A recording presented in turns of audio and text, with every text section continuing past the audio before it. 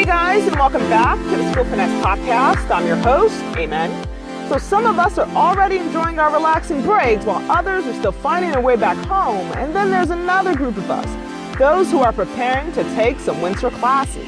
We all know these winter classes may be less than 3 weeks and even less than 2 weeks long. So before you start your classes and while you're enjoying your break, today I have a few tips that you should keep in mind for your winter session. We'll have tips for success from the University of Maine, and then later on in the News Fix, I'll tell you about some big money scholarships for 2019. $5,000, $10,000, $50,000, $100,000 scholarship. You'll hear more on those later on in the News Fix. Be sure to follow us on Instagram at School Finesse Pod and on Facebook and Twitter at School Finesse. All right, here we go. How to succeed in a winter session course. These tips are brought to you by the University of Maine. The university prefaces their tips with a warning. Here it is. Keep in mind that you will be earning 3 credits in a 3-week time frame.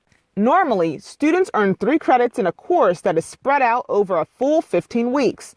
This means winter session courses require a much larger time commitment each week. You should be prepared to spend 30 to 40 hours a week for assignments, projects, exams, and other coursework requirements.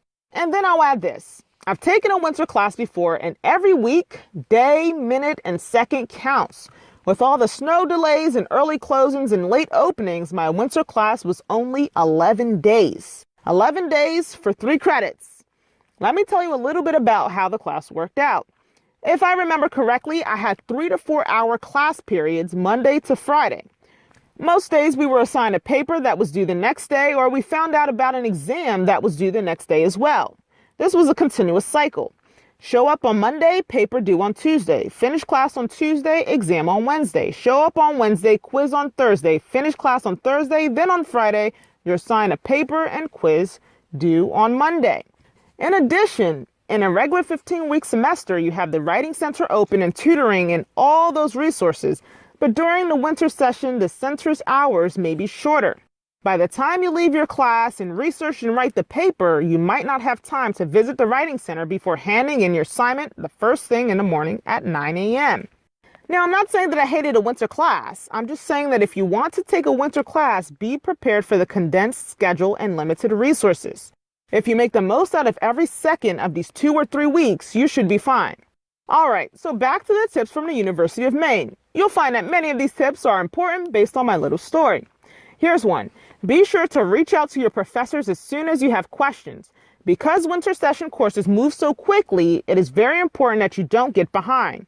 Reach out as soon as you know you need help. And then I'll also add this. During my winter class, my professor at Towson University had office hours before our class at about 8 a.m. So I took advantage of those hours and showed up with my questions. One thing about office hours, don't assume that the professor is too busy to see you or that they'll think you're not smart or whatever. They can spare 30 minutes to an hour to meet with you and answer your questions. If you can't meet with the professor during their office hours, please reach out to them to schedule to meet another time. Here's another tip from the university. Have your course material ready for class, books, access codes, and all of it. I'm one of those students who do not buy course materials until the class starts. So if you want to do that, be prepared if you end up behind. On the first day of class, you definitely will be jumping right into the lesson. If you buy course material before class, keep the receipt just in case you need to make exchanges or returns. The University of Maine also adds, keep up with Blackboard or whatever system your university uses to post assignments, announcements, and sometimes grades. During winter, you may have some cancellations or early closings or late starts. Pay attention because your in-class assignments may turn into online assignments instead. And finally, if you're taking an online course, know how to manage your time. I know I said this one earlier, but it's worth mentioning again. So there you have it, a few tips from the University of Maine. Did you know that the Honor Society Phi Kappa Phi was founded by the University of Maine in 1897? If you didn't know, well, now you know. Before the News Fix, here's a challenge for the week. Share this episode with at least one person who is taking a winter class. All right, now on to the News Fix. So last week, I came across a list of some big money 2019 scholarships that you can apply for during the break. I'll list off 4 with the name, a brief description, and the deadline. I will have a link to the scholarship page in the description. You can get up to $50,000 with the Davidson Fellowship. It is a scholarship for students with a project in a STEM or humanities field that have the potential to make positive contributions to society. Apply by February 8th, 2019. Number 2. If you're in college or university with any course of study, $100,000 can be yours. Apply for the Collegiate Inventors Competition Scholarship by June 14, 2019.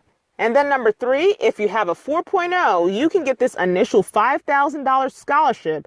Then you just have to maintain a 3.25 GPA to renew the scholarship each year. Apply by February 10th, 2019.